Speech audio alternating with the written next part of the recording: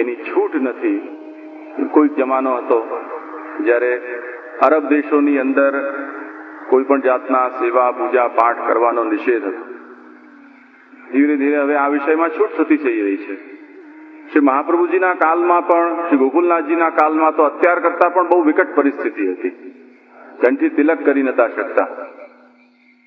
તો કોઈક પ્રદેશમાં એવું પણ બની શકે કે જ્યાં તમે ભગવત ધર્મનો નિર્વાહ, સેવાનો નિર્વાહ તમારા ઘર પરિવારની અંદર ન કરી શકો, તો શું કરવું? વ્યાવૃત્તોપી હરવ ચિત્તમ શ્રવણાદૌ ન્યસેત સદા. પ્રભુની અંદર શ્રવણ કીર્તન સ્મરણ દ્વારા પોતાના ચિત્તને જોડવું, આ બીજને દ્રઢ કરવા માટેનો બીજો ઉપાય. પ્રથમ ઉપાય, સ્વગૃહમાં પ્રભુને પધરાવીને સર્વસ્વ સમર્પણ પૂર્વક પ્રભુની સેવા અને સાથે સાથે અનવસરમાં પ્રભુના શ્રવણ કીર્તન સ્મરણ ગુણગાન જે થઈ શકે તે, આ પ્રથમ ઉપાય છે. જેનાથી આ અનુસરી શકાય તેમ ન હોય એના માટે શ્રી મહાપ્રભુજી કહે છે કે કેવલ સ્મરણ કરો. શ્રવણ કીર્તન સ્મરણ તમે કરી શકો છો, એ આંતર ભજન છે પ્રભુનું. જેમ ભગવત સ્વરૂપને પધરાવીને પ્રભુ સેવા કરવી એ પ્રભુનું બાહ્ય ભજન છે, તે રીતથી પ્રભુનું આંતર ભજન તો તમે કરી શકો છો. એની અંદર કોઈ સમાજ તમને નહીં રોકી શકે, એમાં કોઈ પરિવારજનો તમારા પ્રતિબંધમાં નહીં આવી શકે, એમાં તમને કોઈ આજીવિકાની આવશ્યકતા નથી. તમે દરેક અવસ્થામાં આ કાર્યને સિદ્ધ કરી શકો છો. શ્રી મહાપ્રભુજીએ એમ નથી કહ્યું કે જો ભગવત સેવા ન થઈ શકે ઘરમાં તો હવેલી ખોલી દો અને ત્યાં લોકોને હોટલની માફક સુવિધા આપો.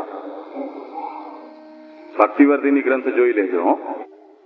ભક્તિવર્ધિની ગ્રંથ જોઈ લેજો.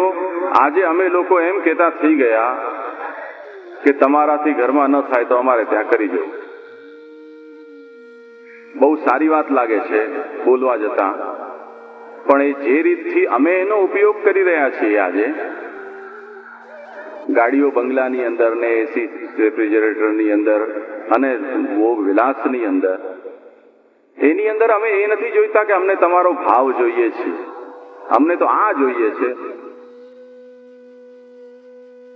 અમારી રસીદો ફાટી છે, એમાં જેટલા ટાર્ગેટ છે એ પૂરું થવું જોઈએ, અમને તો એ વસ્તુ જોઈએ છે.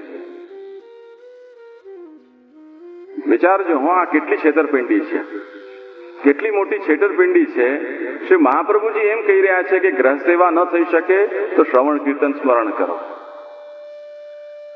એ કરશો તો પણ શ્રી મહાપ્રભુજીનું આશ્વાસન છે કે તત પ્રેમ તથા શક્તિર વ્યસનન ચેદા ભવે બીજમ તદુચ્યતે શાસ્ત્રે દ્રઢમ યન્નાપી નશ્યતિ.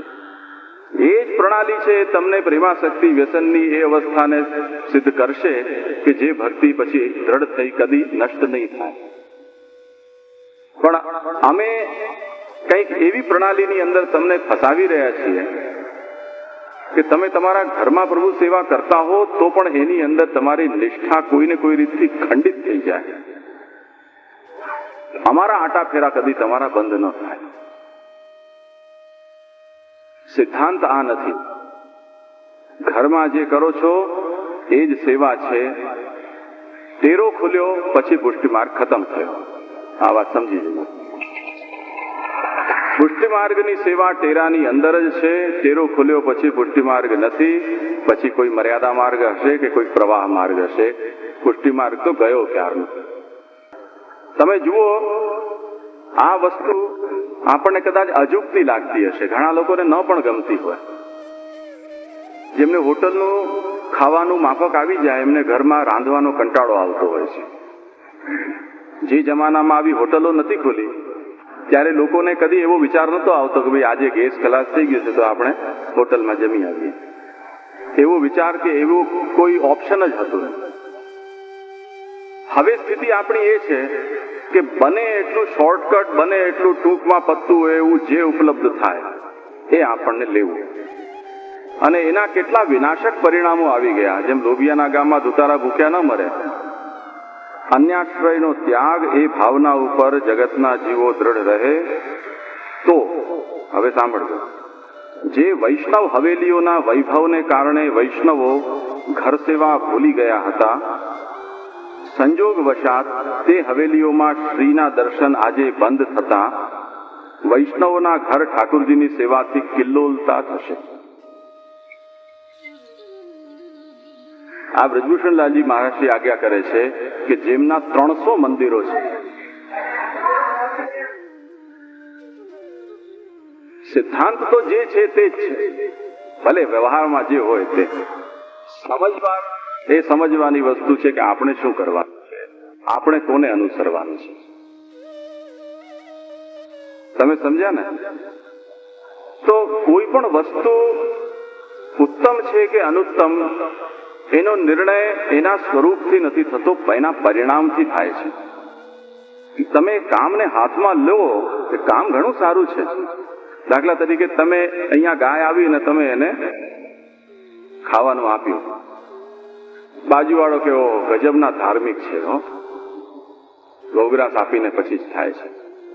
પણ એ ગાયને બહાર નીકળી અને એક ડોસીમાં ઝીંગડું ભરાવીને પતાવી દીધા. એ પત્યા શું કામ? તમે એને રોજ ખવડાવતા હતા, એ પાપે. સામાન્ય વાત છે. જુઓ તમે, એ અહીંયા એટલા માટે આવતી હતી કે તમે એને અહીંયા ખવડાવતા હતા. પશુ તો પશુ જ છે, એને તો એ ખબર નથી કે મારે કોની સાથે કેમ વ્યવહાર કરવો. આપણી એની અંદર દેવ બુદ્ધિ છે કે આદર બુદ્ધિ છે. પશુ તો પશુ જ રહેવાનો છે.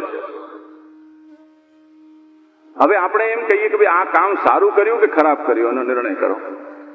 ભાઈ તમને ગાયની ભક્તિ છે, મહાપ્રભુજી એમ કે છે ઘરમાં ગાય બાંધો અને સેવા કરો એની, ઠાકુરજીને દૂધ અરોગાવો એનું.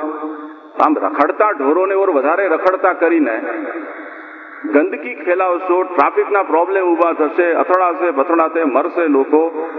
જે પોતે ઘરની અંદર ગાય પાડે છે એ એને ખવડાવશે નહીં એટલા માટે કે ભાઈ તમે એને ખવડાવી રહ્યો છો, એની નિષ્ઠા એની અંદર ઓછી થશે. જેમ હવેલી ઉભા થશે, અથડાશે બથડાશે, મરશે લોકો. જે પોતે ઘરની અંદર ગાય પાડે છે એ એને ખવડાવશે નહીં એટલા માટે કે ભાઈ તમે એને ખવડાવી રહ્યો છો, એની નિષ્ઠા એની અંદર ઓછી થશે. જેમ હવેલીની અંદર ગામ પૈસા આપી જાય એટલે અમે અમારા પૈસા ખિસ્સા છે એ પૈસાથી ભરતા રહીએ, અમારું વાપરીએ નહીં. આ બધી વસ્તુઓ છે. સેવા કરવી છે ને તમને, તો આ સેવા તો આ છે. સેવાનું સ્વરૂપ તો આ છે જ્યારે તમે એને પોતાના જીવનમાં સ્થાન આપો છો. બાકી તો વૃદ્ધાશ્રમની અંદર પણ મા બાપની સેવા કેમ નથી થતી? લોકો કરે જ છે, મની ઓર્ડર મોકલી દે છે, બિચારા વાટ જોતા હોય છે એકદમ ઊંડી ઊંડી આંખો કરીને, ક્યારે પૈસા આવશે, ક્યારે પૈસા આવશે. સેવા પણ એ પણ છે. અનાથાલયની અંદર કેટલા લોકોની સેવા ચાકરી થાય છે કે નથી થતી? હવે એ કામ સારું છે કે ખરાબ? નિર્ણય કરો, એ કામ સારું છે કે ખરાબ? અનાથાલય અને વૃદ્ધાશ્રમો એ વસ્તુ સારી છે કે ખરાબ? સમાજની અંદર એ વાતાવરણ હોવું જોઈએ કે પોતાના મા બાપને ઘરથી બહાર જવાની નોબત ન આવે એવો ભયભીત રહે, માણસ પોતાના કર્તવ્ય પ્રત્યે જાગૃત રહે, એવો સ્નેહ દ્રઢ રહે. એ વસ્તુ કલ્પનામાં પણ ના આવે એવી નોબત આવવાનો આ સમાજમાં વાતાવરણ હોવું જોઈએ. એ આદર્શ સમાજ છે. લોકો વૃદ્ધાશ્રમ બનાવીને તાળી, બસ ગામે ગામ આવા વૃદ્ધાશ્રમો બોલે તાળી પાડો પાડો. અરે યાર શું બોલી રહ્યો છે? તને હોશ છે? તે પાસે રૂપિયા પડ્યા છે ને વૃદ્ધાશ્રમ ખોલી દીધું, ગામે ગામ મા બાપને બહાર કાઢવા છે. શું કરવા માંગે છે એનો તો ખુલાસો તો કરતો. એમ કઈક વિચિત્ર પ્રણાલીની અંદર આપણે આ ભક્તિ માર્ગને પણ સપડાવી દીધી છે. બ્રજભૂષણલાલજી એ જ આજ્ઞા કરી રહ્યા છે કે આ એ અનાથાશ્રમો છે જેને કારણે વૈષ્ણવોના ઠાકુરજી અહીં ઘૂસી ગયા અને ગ્વાલ મંડળીઓ વધી પડી. આ એ અનાથાશ્રમો છે, બંધ થશે ત્યારે તમારા ઘરમાં તમારો કૃષ્ણ આવશે, એ તમારો નંદ છે એ તમારા ઘરની અંદર આવશે. આના કારણે કંઈક બીજી પ્રણાલીને આપણે આદર્શ માનીને બેઠા છીએ, કેમ કે શોર્ટકટ છે, ગમે છે, કોઈ બંધન નથી, કોઈ જવાબદારી નથી, કંઈ કરવું નથી પડતું, ફેંકો રૂપિયા અને કામ થઈ ગયું, આપણું મીઠાઈ મઠડી મળી ગઈ, પૂરું થયું. તમે કંઈક બીજું સમજી રહ્યા છો. આ પુષ્ટિ માર્ગ નથી ભાઈ, આ ધર્મ પણ નથી. પુષ્ટિ માર્ગ નથી ની વાત છોડો, ધર્મ પણ નથી આ. કેમ કે શ્રી મહાપ્રભુજી આજ્ઞા કરે છે કે ધર્મ એને કહેવાય કે જેનાથી મુક્તિ મળે, જેનાથી સંસારાસક્તિ વધતી હોય, અર્થની સિદ્ધિ થતી હોય કે કામ પૌરુષાર્થ સિદ્ધ થતો હોય, એ ધર્મનું પરિણામ કદી હોઈ ન શકે. તમારો એ ભ્રમ છે કે તમે ધર્માચરણ કરી રહ્યા છો.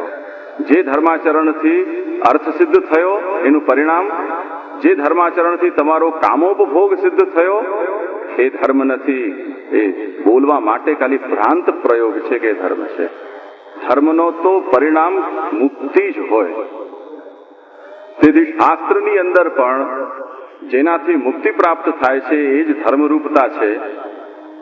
તે સિવાય ઔપચારિક ધર્મ શબ્દનો પ્રયોગ છે એમ શ્રી મહાપ્રભુજીએ પ્રથમ સ્કંદ સુબોધનીમાં આજ્ઞા કરે છે. એટલે આ જે પ્રણાલી છે વિચિત્ર, એ કાલ્પનિક છે, શ્રી મહાપ્રભુજીના અભિપ્રાયથી સદંતર વિરુદ્ધ છે, પાપપૂર્ણ છે એમ કહેવામાં પણ સંકોચ ન હોવો જોઈએ. કેમ કે પુષ્ટિમાર્ગી માટે તો એ જ ધર્મ છે કે જે શ્રી મહાપ્રભુજી આજ્ઞા કરે છે. શ્રી મહાપ્રભુજીની આજ્ઞાનું ઉલ્લંઘન પુષ્ટિમાર્ગી માટે પાપ છે. એટલે વ્યાવૃત્તોપી હરવ ચિત્તમ શ્રવણાદૌ ન્યસેત સદા, જે વ્યાવૃત્ત છે અર્થાત ભગવત સેવા પોતાના ઘરની અંદર નથી કરી શકતો, આત્મસમર્પણ પૂર્વક અસમર્પિત ત્યાગ પૂર્વક પોતે નથી રહી શકતો, એવા પુષ્ટિમાર્ગીએ પ્રભુના નામ સ્વરૂપ મહાત્મ્ય ગુણ લીલાનું શ્રવણ કીર્તન સ્મરણ કરવું અને એના દ્વારા પોતાના ભાવને વૃદ્ધિ કરવી અને પોતાના બીજને દ્રઢ કરવું. આ રીતથી જ્યારે ભાવ પ્રેમ આસક્તિ અને વ્યસનની અવસ્થા પાર કરતા કરતા વ્યસન પર્યંત પહોંચશે, શ્રી મહાપ્રભુજી કહે છે કે આને હું દ્રઢ બીજ કહું છું. યા નાપી નશે, જેનો હવે નાશ નહીં થાય. ચાહે ભગવત સેવા અને સ્મરણ સાથે સાથે કરતા, ચાહે કેવલ ભગવત સ્મરણ કરતા કરતા આ પ્રેમ સિદ્ધ થયો તો એ વ્યસન પર્યંત પહોંચશે, એમાં કોઈ સંશય નથી એમ શ્રી મહાપ્રભુજીનું આશ્વાસન છે, અભય વચન છે. કૃપા માર્ગમાં ભગવાનની કૃપાથી જ બધું સાધ્ય છે. એ સિદ્ધાંતની સાથે સાથે પ્રભુએ જીવને કોઈક સામર્થ્ય આપી છે. એ સામર્થ્ય એવી જાતની, જેમ તમે ભોજન કરો, તમારા શરીરને આવશ્યક તત્વોની પ્રાપ્તિ થાય, એ સુદૃઢ બને. આમાં કોઈ કૃપાની આવશ્યકતા નથી જણાતી. તમે તમારું આહાર વિહાર, ભગવદ્ ગીતામાં ભગવાન કહે છે યુક્ત આહાર વિહારસ્ય યુક્ત ચેષ્ટસ્ય કર્મસુ યુક્ત સ્વપ્નાવબોધસ્ય યોગો ભવતિ દુઃખા. તમારા આહાર વિહાર અગર બધા યુક્ત રાખો, સમાનુપાતી રાખો, સાત્વિક રાખો, તો ઘણા બધા કષ્ટોથી તમે બહાર આવી શકો છો. આ જે યુક્તતા છે એ ભગવાનના વચનથી જ પ્રાપ્ત થયેલી છે. એના માટે કોઈ વધારાની પ્રભુની કૃપાની આવશ્યકતા કે એના માટેના કોઈ અન્ય અતિરિક્ત ઉપાયોની કોઈ આવશ્યકતા જણાતી નથી. ચિત્તના વિષયમાં પણ આપણા બધાનો અનુભવ છે કે પરીક્ષા વિદ્યાર્થીના સામે આવી જાય છે ત્યારે જે વિદ્યાર્થી રખડું હોય, ચોપડી હાથમાં લેતો ન હોય, ચોપડી ઘરમાં ક્યાં રાખી છે એની ખબર ન હોય, તેમ છતાં પણ દિવસ રાત જોયા વિના એ પોતાના ચિત્તને ભણતરમાં લગાડી દેતો હોય છે. ભલે એની ઈચ્છા હોય કે ન હોય, ચિત્ત તો લાગી જાય છે. હું જે વાત કહેવા માંગુ છું એ આ છે, વિદ્યાર્થીને ભણવાનું ગમતું હોય કે ન ગમતું હોય, એની ઉપયોગિતા કે નિરુપયોગિતાનું એને જ્ઞાન હોય કે ન હોય, એની આવશ્યકતા એને અનુભવાતી હોય કે નહીં, તેમ છતાં પણ એ જ્યારે સંકલ્પ કરે છે ત્યારે એ પોતાના ચિત્તને ભણતરની અંદર લગાવે છે અને લગાવી શકે છે. એ ક્ષણ માટે નહીં,